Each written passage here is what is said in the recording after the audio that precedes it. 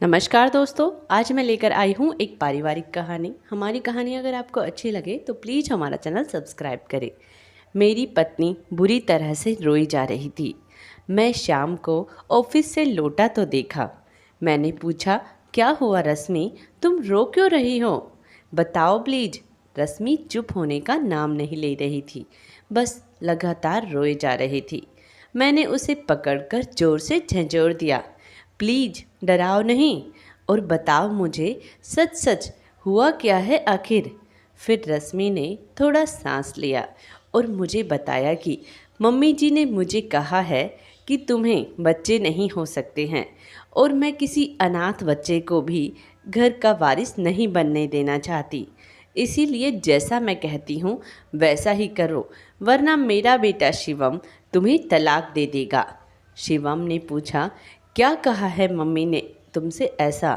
तब रश्मि ने बताया कि कोई बाबा है, उनके पास जाने के लिए कहा है।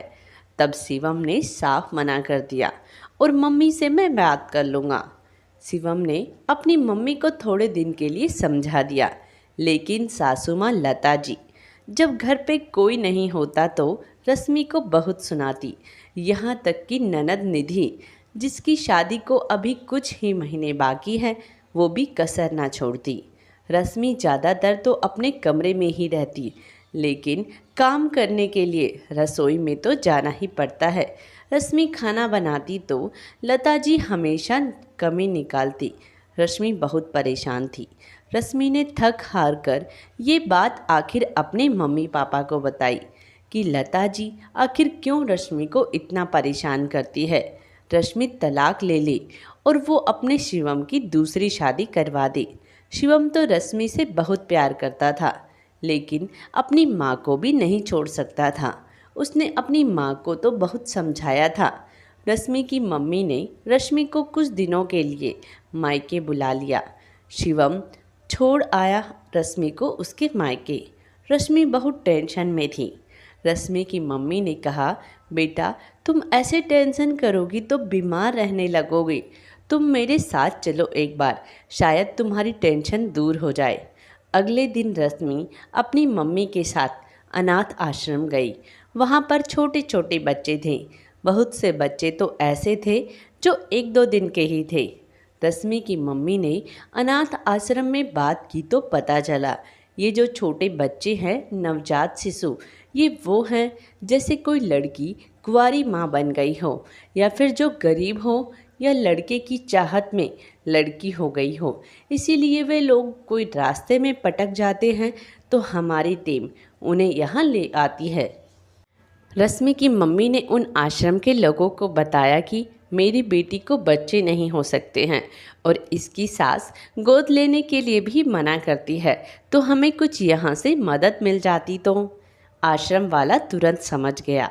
उसने कहा, मैम यहाँ बच्चे अक्सर आते रहते हैं, आप एक काम कर सकती हैं, 9 महीने बाद आना और एक नवजात शिशु ले जाना। देखना आपकी किस्मत में ज़रूर बच्चा होगा। रश्मि बहुत खुश हुई और रश्मि ने घर आकर अपने पति शिवम से बात की। शिवम एक बार में ही रश्मि की बात के लिए मान गया, लेकिन कहा कि मम्मी ने साफ मना किया है कि नहीं, गोद नहीं लेंगे बच्चा, फिर कैसे करोगी तुम?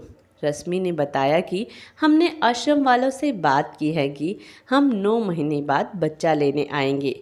उन्होंने कहा कि वहाँ तो अक्सर नवजात शिशु आते रहते हैं, तो हम मम्मी जी को कहेंगे कि मैं पेट से हूँ और 9 माह बाद बच्चा ले आएंगे। शिवम ने कहा, और तुम्हारा पेट? तब रश्मि ने समझाया कि मैं मायके में रहूँगी तो मम्मी को पता नहीं चलेगा। शिवम रश्मि की बातें मान गया। अब रश्मि ससुराल आ गई और सबको बता दिया कि मैं गर्भवती हूँ और शुरू के 4 माह तो ससुराल में रही।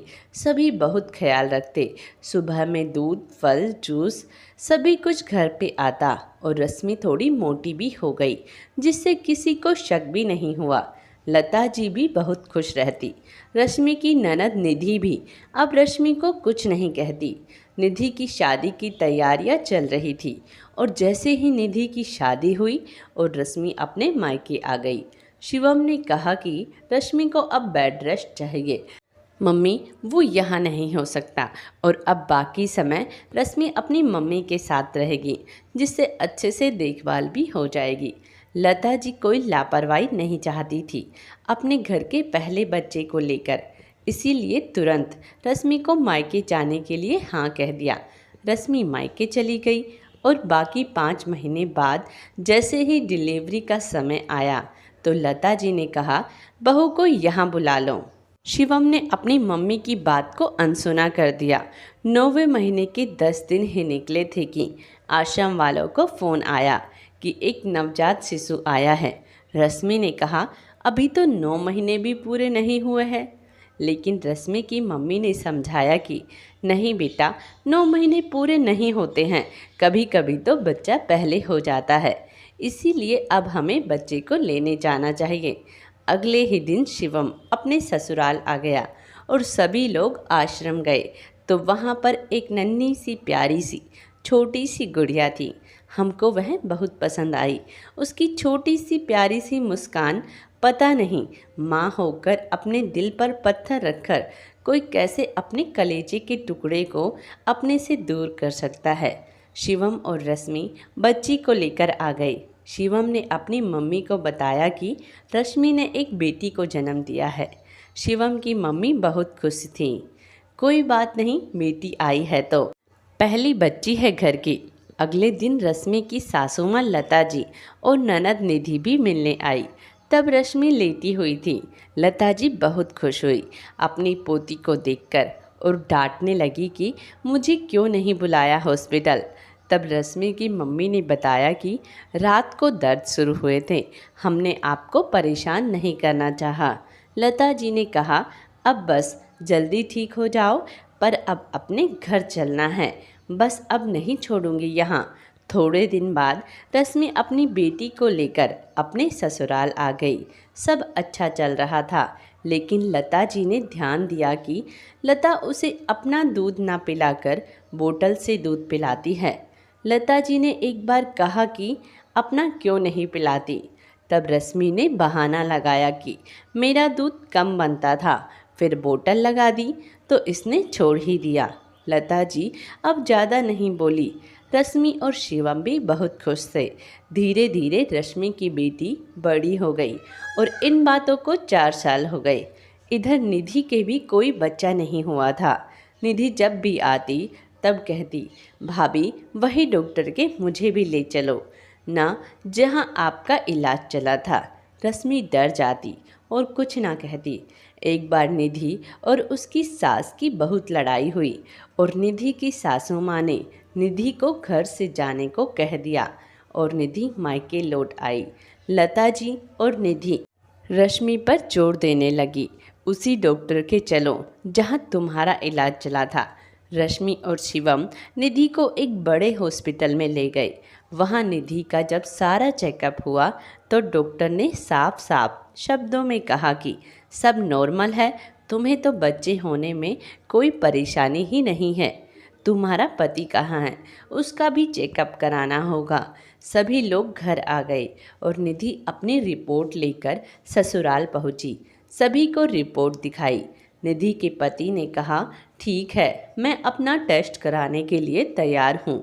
टेस्ट कराने से पता चला कि कमी तो निधि के पति में थी। अब निधि की सास चुप हो गई। निधि ने कहा, मम्मी जी अब क्या करोगे आप? क्या अपने बेटे को घर से बाहर निकाल दोगे? मुझे तो आपने कहा कि तलाक देने के लिए। अब मैं आपके बेटे को तलाक दे दूँ तो क्या? निधि की सास बहुत शर्मिंदा थी और उसने माफ़ी मांगी। कुछ दिनों बाद उन लोगों ने आपसी सहमति से अनाथ आश्रम से एक बच्चे को गोद लिया। लता की सास भी बेटी का घर बस गया, ये देखकर बहुत खुश थी। निधि जब अपने बच्चे को लेकर घर आई तो लता जी उसे बहुत लाड़ करती। रश्मि और शिवम ये देखकर बहुत आश्चर्यचकित रह गए। उन्होंने कुछ कहा तो नहीं, लेकिन रश्मि मन ही मन सोचती, बेटी तो बेटी ही होती है, बहू चाहे कितनी भी अच्छी हो, बेटी नहीं बन सकती। बेटी ने अनाथ आश्रम से बच्चा लिया तो खुशी खुशी उसे अपना लिया और बहू के लिए साफ मना कर दिया था। वो तो शुक्र है शिवम जी ने मेरा साथ दिया। भगवान सभी को खुश रखें। दोस्तों, यह कहानी आपको कैसी लगी? कमेंट्स बॉक्स में ज़रूर अपने विचार दें और बताइए कि क्या सास अक्सर ऐसी ही क्यों होती है? वो भी तो माँ होती हैं और बहू भी तो किसी की बेटी होती है। दोस्तों, अगर आप हमारे चैनल पर नए हैं तो प्लीज़ हमारा चैनल सब्सक्राइब करें। धन्यवाद।